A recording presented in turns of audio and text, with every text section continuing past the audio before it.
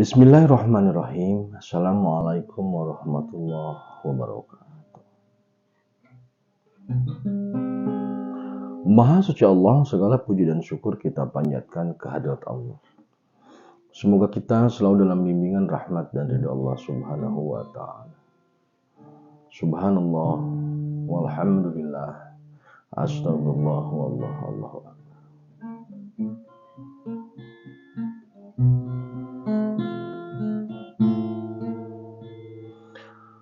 Kembali bersama saya dari tim Raja Wali Nusantara.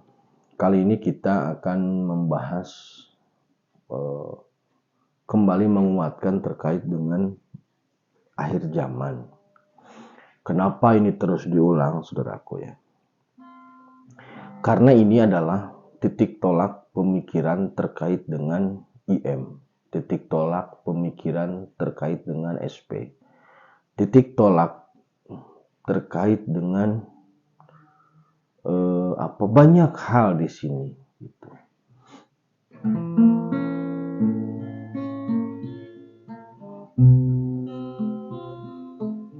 Jadi akar dari dasar pemikirannya memang masalah atau yang terkait dengan akhir zaman. Dalam perspektif kami tim Raja Wali Nusantara, akhir zaman itu adalah akhir zaman yang berkarakter periodik. Bukan akhir zaman, akhir dari kehidupan dunia.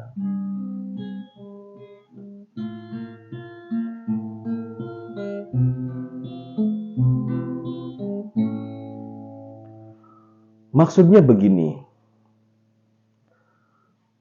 akhir zaman dan kiamah itu adalah dua hal yang berbeda. Kiam atau kiamah lebih merujuk kepada kebangkitan. Itu pun sifatnya periodik.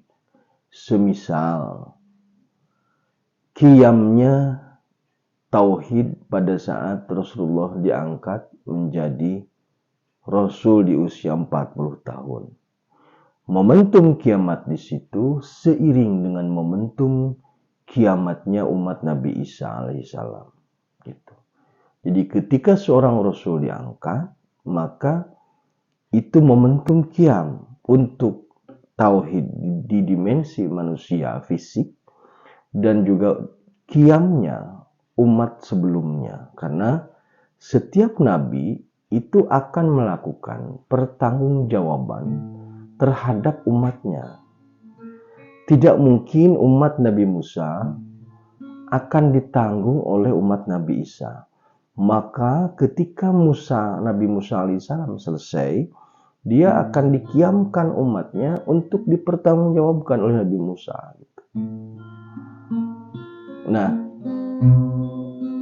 sehingga kiam itu terjadi setiap periode.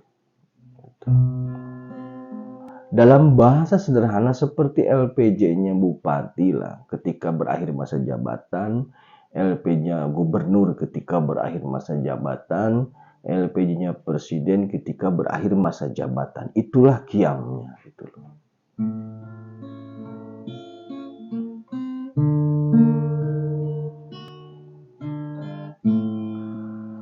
Dalam setiap proses kiam memang ada perubahan, betul. Ada perubahan yang bersifat prosedural maupun perubahan yang berkarakter alam. Seperti ketika zaman Rasulullah kiam diberi risalah di usia 40,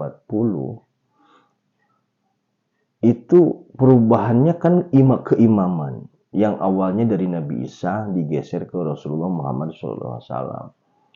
Itu ada perubahan di situ. Di dua kalimat syahadatnya kan berubah. Yang tadinya ke Isa, kemudian bergeser ke Muhammad.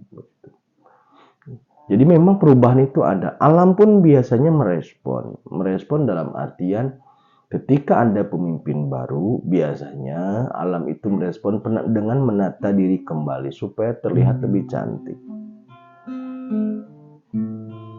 Nah, akhir zaman ini pun sama. akhir zaman di sini kami memaknai sebagai akhir zaman kerasulan. Maksudnya, karena Muhammad Rasulullah adalah khotamul anbiya atau penutup para nabi, maka juga penutup para rasul. Ini adalah akhir dari zaman kerasulan. Setelah Rasulullah tidak akan ada lagi nabi, tidak akan ada lagi rasul. Maka Rasulullah adalah penutup para nabi dan zamannya Rasulullah, zamannya kerasulan sudah akan berakhir. Maksudnya pasti akan berakhir gitu. Zaman kerasulan itu pasti akan berakhir. Akan diganti dengan periode yang lain.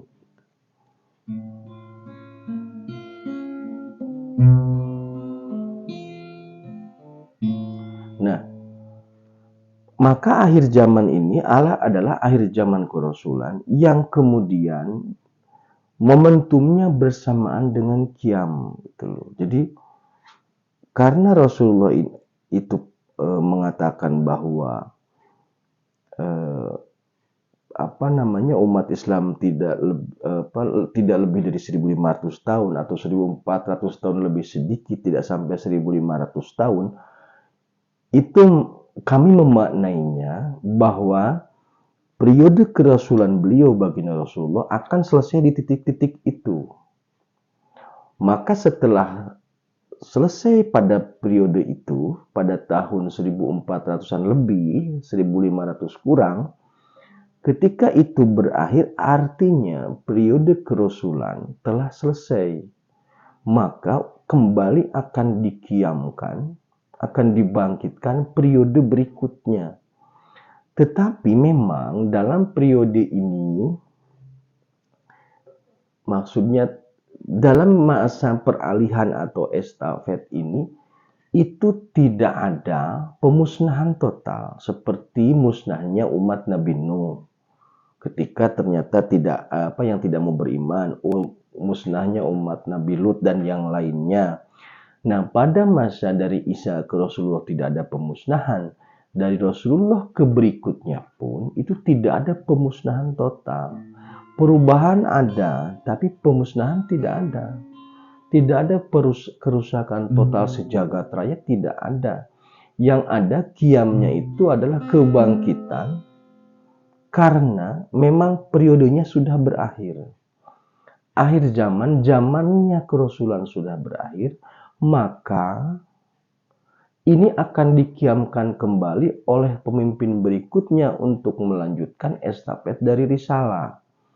Jadi risalahnya tetap risalah Rasulullah Muhammad SAW, tetapi kepemimpinannya diestafetkan gitu loh.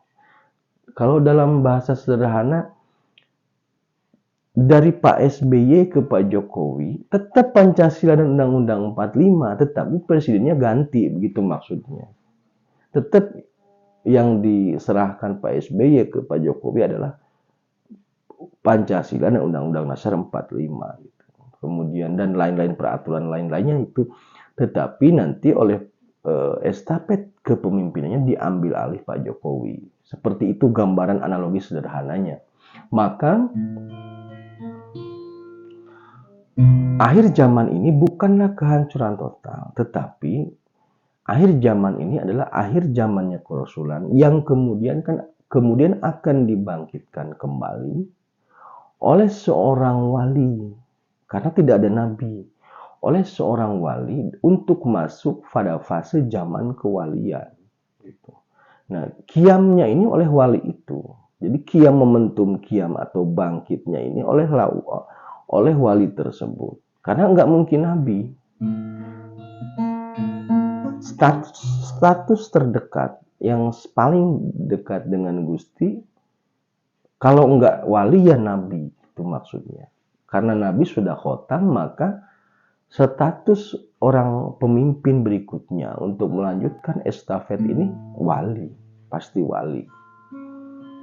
Nah, kemudian jika kita masih terus menunggu bahwa di akhir zaman akan turun Nabi Isa, di akhir zaman akan keluar Dajjal, Ya'juj Ma'juj,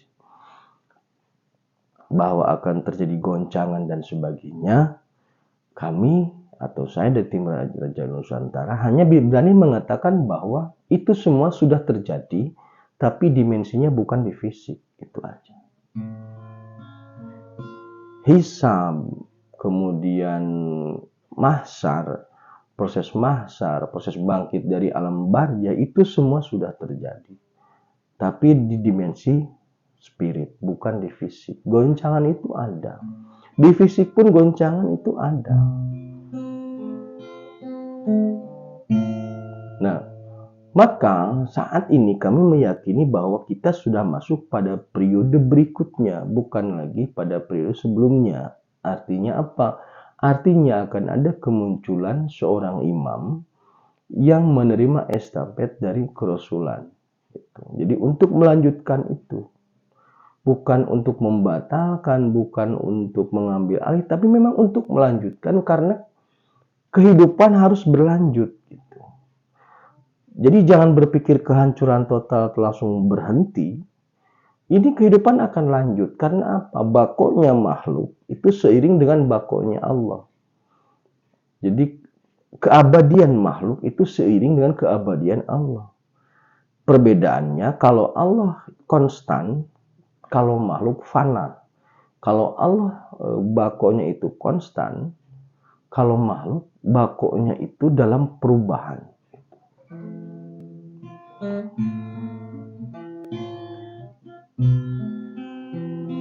Selama kita berpikir bahwa akhir zaman atau bahasa lainnya kiamat atau bahasa lainnya segala macam lah, tapi intinya akhir zaman itu adalah kehancuran total, kiamat itu kehancuran total, maka formulasinya tidak akan ketemu terkait dengan situasi saat ini gitu.